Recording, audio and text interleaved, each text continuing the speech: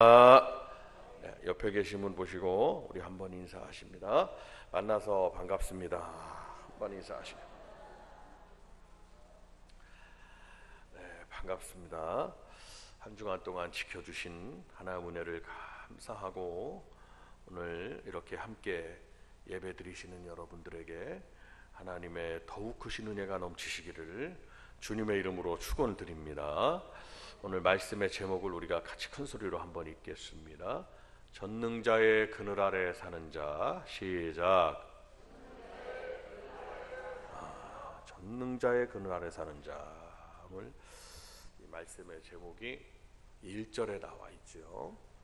그러면서 쭉 말씀을 해 주시다가 하나님이 이르시되 그가 나를 사랑한즉 내가 그를 건지리라. 하나님이 우리를 사랑하시니까 하나님은 우리를 건져주시는 주님이십니다. 그가 내 이름을 안즉 내가 그를 높이리라. 우리가 예수의 이름을 알고, 여기서 안다는 것은 경험한다는 것을 말하고, 예수님의 이름을 경험하고 예수님의 이름을 믿고 의지한 우리 성도들을 하나님이 높이시리라 라고 말씀했습니다. 그래서 우리 주님은 우리를 건져주시는 주님이시고 우리를 높여주시는 주님이신 줄로 믿으시기를 바랍니다. 그러시면서 우리 온 성도들이 주님께 간구하면 그가 내게 간구하리니 내가 그에게 응답하리라. 오늘 우리가 간절한 심정으로 주님 앞에 나와 기도하는 기도의 제목들이 있습니다. 우리 주님께서는 반드시 우리에게 응답하신다고 말씀하셨어요. 한번 따라 하십니다. 내가 그에게 응답하리라. 시작. 어떠한 문제가 있을지라도 내가 주님의 옷자락만 만져도 고침을 받는 거니까, 내가 어떠한 문제가 있을지라도 이 시간 십자가 밑에, 주님의 십자가 밑에 나온 우리들의 간구를 주님이 다 들으시고 응답해 주시는 줄로 믿습니다. 환난을 당할 때라도 우리 주님은 우리와 함께하여 주시는 분이셔서 우리가 그 환난을 반드시 이기게 하시는 주님이신 줄로 또한 믿습니다. 그래서 우리 주님은 환난 가운데서 우리를 건져주시는 주님이다. 나의 환난도 있지만 나와 관계된 자녀들, 가족들, 내 환경 가운데 환난이 막 찾아올 수가 있어요. 그러나 그 환난 가운데 푹 빠져서 머물러 거기에 풍덩 빠져서 그냥 주님이 우리를 거기에 어려움을 당하도록 내버려 두시는 것이 아니라, 우리 주님은 우리와 함께 하셔서 환난을 당할 때 건져주시는 주님이시며, 그래서 우리로 하여금 저 가정이 저렇게 주님을 잘 섬기고 예수 믿더니 저렇게 주님이 저에게 역사해 주시는구나. 그가 간증하고 하나님은 살아계신다고, 하나님은 나에게 이렇게 역사하셨다고, 하나님은 나의 하나님이시라고 간증하는 우리 성도들의 삶 가운데 하나님은 영광을 받으시고 하나님은 그에게 나타나셔서 하나님이 그를 영화롭게 해주시는 큰 은혜를 베풀어 주신다고 여러분 꼭 믿으시기를 바랍니다. 하나님은 나의 하나님이십니다. 다 같이 한번 따라 하십니다. 하나님은 나의 하나님이십니다. 시편의 말씀을 전체를 다 읽어보세요. 하나님은 저 사람의 하나님이라고 말하지 않습니다.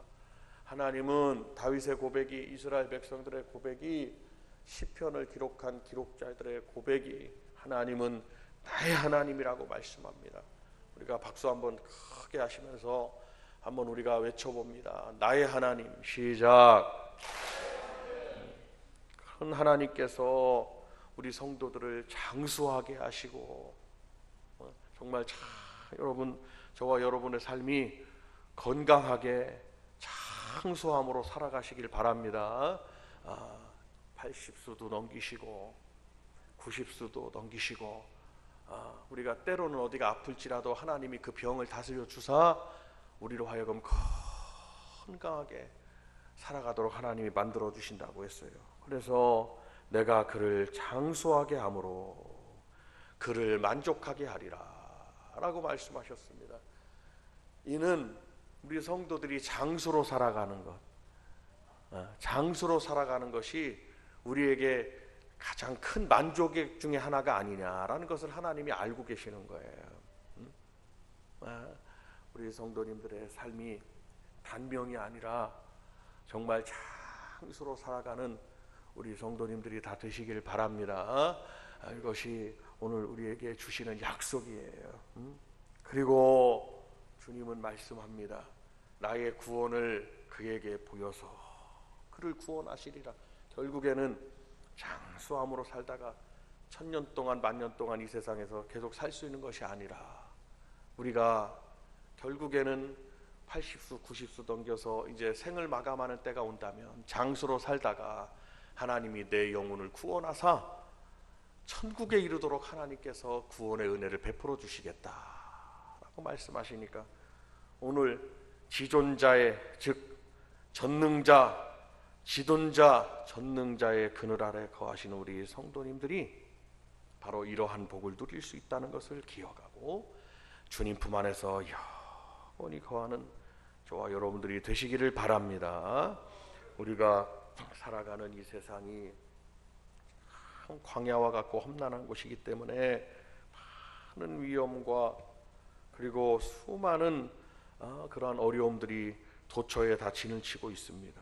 그래서 우리의 내가 가진 힘으로는 결코 안전을 보장받을 수 없고 내일 일을 알 수 없이 살아가고 불안 가운데서 살아가고 있습니다. 더욱이 이 세상은 물리적인 위험도 있지만 영적인 위험이 난무한 곳입니다.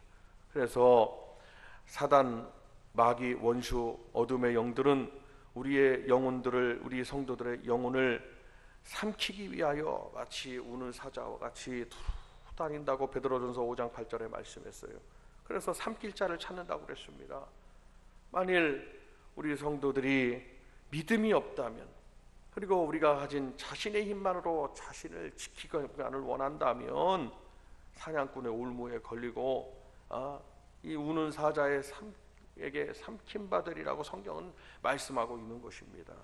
그래서 우리 성도들이 반드시 믿음에 서야 하고 말씀에 굳게 서야 하고 반드시 전능자이신 우리 주님 그늘 아래 거해야 되는 것은 우리가 스스로 뭔가를 할 수 없기 때문입니다. 내 자신을 지킬 수가 없기 때문이에요. 자기가 자기 스스로를 보호할 수가 없기 때문에 우리는 우리의 영혼도 안전하고 그리고 짧다면 짧고 길다면 긴 우리의 인생의 삶을 안전하게 살 수 있는 비결은 뭐냐? 바로 주님 안에 거하는 것이다 하는 것을 생각하고 오늘 첫 번째로 우리는 어떠한 마음을 먹어야 되느냐? 우리 하나님을 나의 피난처로 삼고 살아야 된다라는 것을 꼭 기억하시기를 바랍니다. 2절을 같이 한번 읽겠습니다. 오늘 91편 2절입니다. 큰 소리로 함께 읽습니다. 시작. 나는 여호와를 향하여 말하기를 그는 나의 피난처요. 아멘. 나는 여호와를 향하여 말하기를 그는 나의 피난처요 나의 요새요 내가 의뢰하는 하나님이라. 다윗은 하나님을 자신을 안전하게 보호하시는 보호자로 고백하고 있습니다. 유일하게 하나님만이 나를 보호해 주신다는 겁니다. 그래서 다윗은 하나님을 피난처로 삼았습니다. 그리고 당신을 피난처로 삼은 다윗을 하나님은 끝까지 보호해 주셨습니다. 이러한 하나님의 역사는 오늘 우리에게도 그대로 나타난다는 것입니다. 시편 46편 1절에도 하나님은 우리의 피난처시요 힘이시니 환난 중에 만날 큰 도움이시라 라고 고백하고 있습니다. 하나님을 피난처로 삼고 우리가 살면 하나님께서 어떠한 환난과 위험으로부터 우리를 지켜주신다는 약속을 해주시고 있는 겁니다.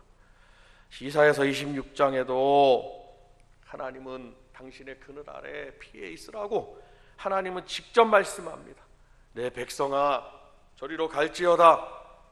내 밀실에 들어가서 네 문을 닫고 분노가 지나가기까지 잠깐 숨을 지어다 하면서 들어가서 기도하며 하나님의 품에 거하고, 그리고 여러 가지 환난이 있을지라도 분노가 있을지라도 다 지나가기를, 우리 하나님은 우리를 그렇게 사랑하시고, 그래서 우리 성도들이 어려움 가운데 있지 않기를 하나님은 원하고 계시는 거예요. 성도 여러분, 우리가 여러 가지 어려움이 있을지라도 절대로 낙심하거나 실망하거나 좌절하지 마시기를 바랍니다. 하나님 여호와는 우리의 피난처가 되십니다. 우리도 한번 따라합니다. 여호와는 나의 피난처가 되십니다. 감당하기 힘든 환난이 있을 때 그 환난이 지나가기까지 하나님은 지켜주신다고 했으니까, 파도가 있으면 파도는 이미 몰려오는데 그 파도가 지나가기까지 하나님은 다 넘어가기까지 지켜주시고, 그래서 우리 성도들이 해야 될 일은 뭐냐? 끝까지 하나님의 그늘 아래 있으며 끝까지 하나님께 향한 믿음을 잃지 않는 겁니다.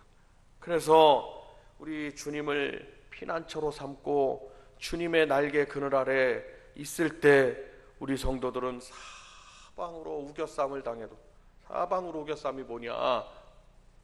진이 있는데 여기를 적군들이 다 몰려와가지고 어디 빠져나갈 어떠한 통로가 없어요.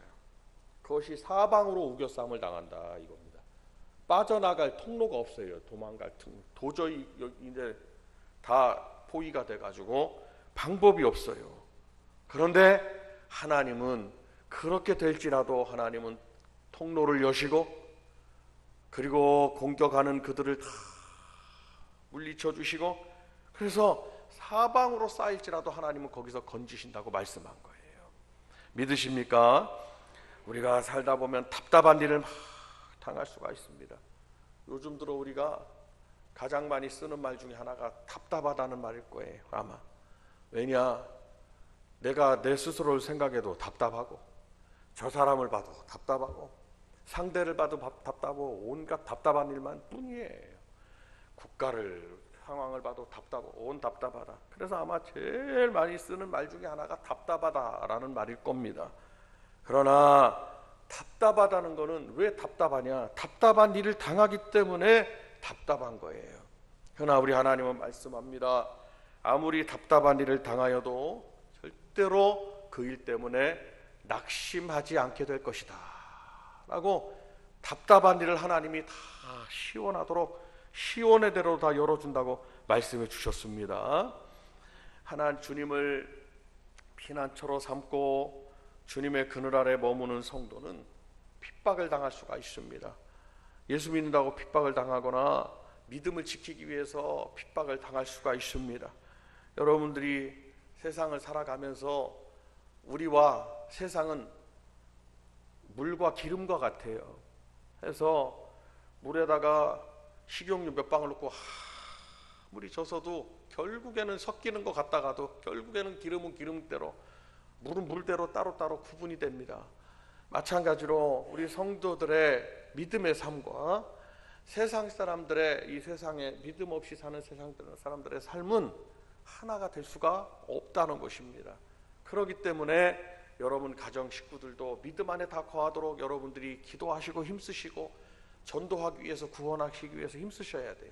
나는 믿음의 길을 걸어가고 있는데 믿음이 연약하고 믿음이 없는 가족분들과 같이 생각을 공유하기가 힘들다 이 말씀입니다. 왜냐하면 물과 기름이 하나가 될 수 없듯 생각이, 믿음의 생각과 불신의 생각은 하나가 될 수가 없기 때문이에요. 그렇기 때문에 여러분 가정에 보내신 이유는 여러분들의 가정이 믿음의 가정이 되도록 하나님이 구원하시고자 함이니까 절대로 낙심하고 염려하지 말고 하나님이 믿음의 씨앗을 여러분 가정에 심으신 거예요. 힘쓰고 기도하고 노력하셔서 하나님 앞에 부르짖어서 여러분들이 최선적으로 온 가정 식구들이 믿음 안에 거할 수 있도록 여러분들이 기도하시고 무릎을 꿇으시고 하나님 앞에 부르짖으시고 믿음의 길을 꿋꿋하게 걸어가셔서 한 분 한 분을 다 믿음으로 담으시기를 주님의 이름으로 축원을 드립니다. 그러려다 보면 우리가 가정에서나 또 여러분의 삶 속에서 핍박을 받을 수가 있어요. 지금은 뭐 인권 한다고 하지만은 그 인권 하다가 이제 교회를 핍박하는 날이 마지막 때는 온다고 합니다. 그럼 우리가 주님의 이름을 믿는 믿음으로 핍박을 받을지라도 주님은 절대로 우리가 버림받지 않는다고 말씀하셨어요. 성도들을 지켜주시고 성도들을 불러 모으시고 날개 아래 암탉이 자기의 병아리들을 날개 아래 품은 같이. 여러분 왜 암탉이 날개 아래 품는 줄 아세요? 제가 예전에 예전 일이에요. 예전 여기 살 때가 아닙니다. 여기 다른 곳에 살 때 이제 성도님들 약을 해드린다고 우리 어머님하고 같이 이제 그 닭을 촌닭 토종닭을 구하러 어디로 갔냐면 저 시골까지 막 다녔어요. 좋은 약을 해드려야 된다. 금식하는 분들이 많아가지고. 그런데 병아리를 닭을 구하러 다니는데 닭이 희한하게 자기 병아리들을 보호하는데 병아리를 만지려고 하잖아요. 그러면 굉장히 공격적으로 나옵니다. 엄마 닭이 자기 병아리를 만지려고 한다든지 병아리 예쁘다 그러면 공격적으로 건들면 안 된다고 주인이 얘기를 하는 거예요. 그리고 자기 새끼를 얼마나 품 안에 모으는지 하여튼 눈동자같이 지키고 있는 거예요. 왜 그러고 봤더니 저기 위를 한번 보래. 우리는 잘 안 보이지만 매나 이 독수리 같은 게 있어가지고 방심하면 그냥 채간다네요. 그런데 이 어미가 목숨 걸고 싸울 때가 언제냐? 자기 새끼를 채가려고 할 때 독수리하고도 싸운다는 거예요. 닭이 아무리 힘없는 닭이 독수리는 발톱이 사나워서 닭을 한번 꽉 한번 채면은 살점이 뚝 떨어 나가는 그런 무서운 맹수잖아요. 그래서 제가 생각해 봤어요. 가장 적절한 표현이 뭐냐? 한번 생각해 봤는데 우리 주님은 우리 성도들을 당신의 날개 아래 다 모으신다고 말씀했으니까 결단코 외롭다고 주님이 나를 도와주시지 않는다고 생각하지 말고 우리가 주님을 버리면 버려도 주님은 우리를 버리시지 않는다는 것을 꼭 기억하셔야 됩니다. 우리 성도들도 주님을 버리면 안 되죠. 믿음의 길을 떠나가면 안 됩니다. 누구든지 주님이 부르셨으면 믿음 안에 부르셔서 어렸을 때부터 신앙생활을 하고 지금까지 신앙생활을 해오셨으면 주님이 뜻이 계셔서 우리를 부른 거예요. 다 주님이 나를 사랑하사 뜻이 계셔서 섭리 가운데 우리를 예정하시고 부르셔서 지금까지 인도해 주신 거예요. 내 자신 주님의 품을 절대로 믿음의 길을 떠나면 안 됩니다. 다 뜻이 있는 거예요. 그리고 여러분들을 가정에 심으신 것은 가정을 구원코자 하시는 하나님의 섭리가 있으신 거니까 여러분 실망하지 마시고 주님은 우리를 결단코 버리지 아니하신다. 그걸 기억하고 주님 품 안에서 항상 머물고 끊임없이 기도하고 나아가는 여러분들이 되시기를 바랍니다. 그래서 이 말씀을 고린도후서에 다 기록하고 있어요. 절대로 우리 성도들은 망하지 않는다고 그랬습니다. 한번 따라합니다. 망하지 않습니다. 시작. 굉장히 중요한 거예요. 얼마나 세상은 망하는 일이 많으면 망하지 않는다고 성경은 말하냐 이 말이에요. 주님 품 안에 있는 우리 성도들은 결단코 망하지 않는다는 것을 기억하시길 바랍니다. 우리 주님을 우리 성도들은 방패와 요새로 삼으셔야 됩니다. 오늘 본문의 말씀에서도 잘 기억하고 있어요. 그는 나의 피난처가 되고 나의 요새가 됩니다. 나는 하나님만을 의뢰합니다. 방패, 요새, 그것은 무엇입니까? 이 마지막 때의 성도들이 영적인 공격을 당할 거라고 성경은 말씀하고 있는 거예요. 지켜주지 아니하면 우리는 우리 스스로를 지킬 수가 없다 이 말씀입니다. 우리는 한없이 연약한 존재예요. 병으로부터도 가난으로부터도 환난으로부터 세상의 그 어떠한 도전으로부터 스스로를 지킬 수가 없어요. 그러니까 말씀하잖아요. 사람이 아무리 자기의 길을 계획할지라도 자기의 길을 계획해요. 내가 이렇게 해서 물론 세상 사람들은 의지가 강해가지고 말이죠. 대기업을 이룬 회장님들이나 아니면 막 석학들이나 이런 분들 훌륭한 사람들이 있습니다. 뭐 그분들이라고 어려움이 없었겠냐 이 말이죠. 그런데 자기의 길을 계획해요. 내가 이렇게 해서 뭐 어떻게 모아서 이렇게 해야 집을 사고 어떻게 공부해서 뭘 하고 다 한다 할지라도, 아무리 자기의 길을 계획한다 할지라도 그 걸음을 인도하는 분은 여호와시니라 라고 말씀을, 이 말씀을 꼭 기억하셔야 됩니다. 걸음걸음을 인도하는 분은 누구냐? 오늘 지금까지 여기에 앉아있는 저와 여러분의 삶에 이르기까지 우리의 걸음걸음을 인도하는 분은 주님이시다는 것을 기억하셔야 됩니다. 만 가지 계획이 있을지라도 주님이 걸음을 인도하시지 않으면 이루어지지 않는다는 거예요. 그래서 더더욱이 성경에서 강조하는 것은 하나님 앞에 인도함을 받기 위해서 걸음걸음, 우리 인생의 삶에 그 걸음걸음을 인도함을 받기 위해서 십자가 밑에 나와 무릎을 꿇으라고 말씀을 드린 거니까, 여러분 정말 주님 앞에 나와서 답답한 일이 있어도 어려움이 있어도 뭔가 고난이 있을지라도, 그런데 평안하다 안전하다 할 때에도 여러분 걸음걸음을 인도하사 하나님 평안케 하시는 거지. 더 감사하시고, 평안할 때 감사하고, 환난 중에 기도하고, 평안 중에 찬양하며. 그래서 여러분 기도와 감사와 찬양이 우리 성도님들 입에서 끊어지지 않으시기를 주님의 이름으로 축원을 드립니다. 자, 3절을 우리가 3절을 한번 읽어 보실까요? 3절과 4절을 같이 읽어 보실까요?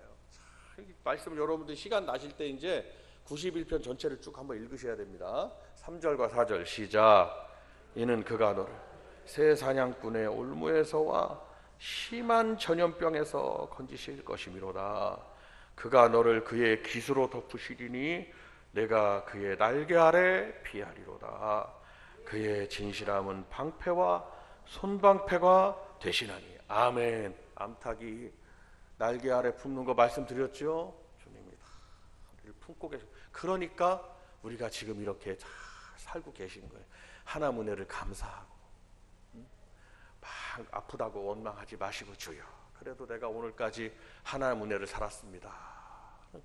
이스라엘 백성들이 아말렉과의 전쟁이 지금 눈앞에 있는데, 우크라이나 지금 저 전쟁하는 거 보세요. 여러분 포탄이 옆에 떨어지고, 그래도 백성들은, 국민들 생활을 해야 되잖아요. 학교가 다 포탄을 맞고, 그냥 막 무슨 명분을 가지고 막 전쟁을 하는 것 같지만 저 어려움을 겪잖아요. 이스라엘 백성들은요, 전쟁이 찾아오잖아요. 너무 겁이 나. 그런데 그 중에서도 전쟁의 위협 속에서도 하나님이 다 지켜주시고 보호해 주시고, 여러분 정말 주보에도 기도 제목에도 기록해 놓으셨듯이 정말 우리 국가와 민족을 위해서 우리 성도들이 많이 기도하셔야 될 줄로 믿습니다. 정부를 뭐 탓하거나 뭐 다 똑같다 이 말이야. 다 거기 가서 하다 보면 다 여태까지 역대 정부 중에 잘했다고 말 안 듣는 사람 한 사람도 없다. 내가 뽑은 사람 다 뽑고 나서 한 달 만에 다 말씀을 하시더라니까 잘못 뽑았다고 막 이러고 다 그러더라니까요. 그러니까 탓하거나 욕하지 말고 우리 성도들은 대승적인 차원에서 기도하셔라. 국가를 위해서 나라가 평안해야 여기 광주 땅도 평안한 것이고, 그렇지 않습니까? 국가 우리 성도들의 기도로, 교회도 교회가 평안해야 성도들의 영적인 삶도 평안한 거니까 교회를 위해서, 국가를 위해 기도하고, 교회를 위해서도 하루에 한 번씩 꼭 기도하고, 교회를 이끄는 하나님의 종들을 위해서도 기도해 주시고, 또 몸이 아픈 성도님들이 있어요. 권사님 서울에 가셔가지고 많이 아프신데 지금 우리 성도님들의 기도로, 또 여기 아프셔가지고 또 가신 분들 많이 있습니다. 오늘 예배를 많이 어디로 출타하셨는데 몸이 아픈 성도들이 있다 그러면 우리 성도님들은 좀 건강해서 내가 기도할 수 있으니까, 나도 저렇게 아플 수 있다면, 병이 누가 뭐 사람 골라가면서 병이 찾아오지 않습니다. 나도 저렇게 누가 아프시면은 나도 저렇게 아플 수가 있는 거예요. 나도. 그러면 누군가가 성도들이, 하나님의 종이 성도 나를 위해서 기도해 준다면 그것처럼 힘이 되는 게 어디 있겠냐. 그러니까 여러분 다 하나님의 종들의 기도 아래 성도들이 있는 것이고, 주님의 날개 아래 있듯 하나님의 종들은 주님의 이름으로 여러분들에게 축복을 빌고, 또 성도들 서로 기도의 그늘 아래 다 있는 거니까 여러분 함께 또 아픈 분들을 위해서도 기도하고, 어려운 성도가 있으면 그분을 위해서 기도하고, 기도는 반드시 역사가 이루어지니까 한번 따라합니다. 기도는 반드시 하나님의 역사가 있습니다. 시작. 옆에 분에게 한 번만 말씀하고 마칩니다. 기도는 반드시 하나님의 역사가 있습니다. 시작. 여러분 이 말씀이, 여기 말씀이 보세요. 말씀이 그래서 전부 다 기도한 겁니다. 기도하고 하나님의 응답을 말씀으로 받은 거예요. 그러니까 기도가 끊어지면 절대로 안 되는 거예요. 그냥 할 때 눈 떠서 기도하고, 눈 감을 때도 기도하고, 걸어 다니다가도 기도하고, 성전에 나와서도 기도하고. 기도가 끊어지면 좌우가 안 된다는 것을 잘 기억하고, 여호와의 그늘 아래, 내가 지존자의 전능자의 그늘 아래 거하는 비결은 뭐냐? 내가 내 품을 떠나기도 한다니까. 그냥 가버려요. 싫다고 간다니까. 비결은 뭐냐? 기도가 끊어지지 않는 거라요. 기도만 끊어지지 않으면 반드시 그분은 주님의 날개 아래 거하게 되고, 어떠한 상황에도 주님은 지켜주신다는 것을 기억하고, 오늘 이 순간 이후로부터 여러분이 말씀을 잘 기억해서, 다윗이 어디 아래 있었을까요? 다윗이 일생에 놓치지 않는 것이 뭐였을까요? 그는 어디 있든지, 전쟁 중에 있든지, 사망의 음침한 데 있든지, 오늘 제가 목사님이 시편 23편 말씀으로 시작해서 예배 시작했잖아요. 어디에 있든지, 내가 사망의 음침한 골짜기로 다닐지라도 사망, 거기는 병이 찾아왔고 죽음이 찾아왔고 칼날이 찾아 목이 달아날 수 있는 상황이라, 그 상황이 지금 경각에 있어. 경각. 내가 다닐지라도 내가 두려워하지 않을 것은 주께서 나와 함께 하신다고 하면서 기도하고 나갔다. 기도. 박수 한번 하면서 주께서 나와 함께 하심이라. 시작. 이를 믿고 꼭 승리하고 나아가신 여러분들 되시길 바랍니다. 우리 함께 두 손 번쩍 들고 주여 한번 부르고, 주여 내가 기도함으로 믿음으로 주의 날개 아래 거하는 주여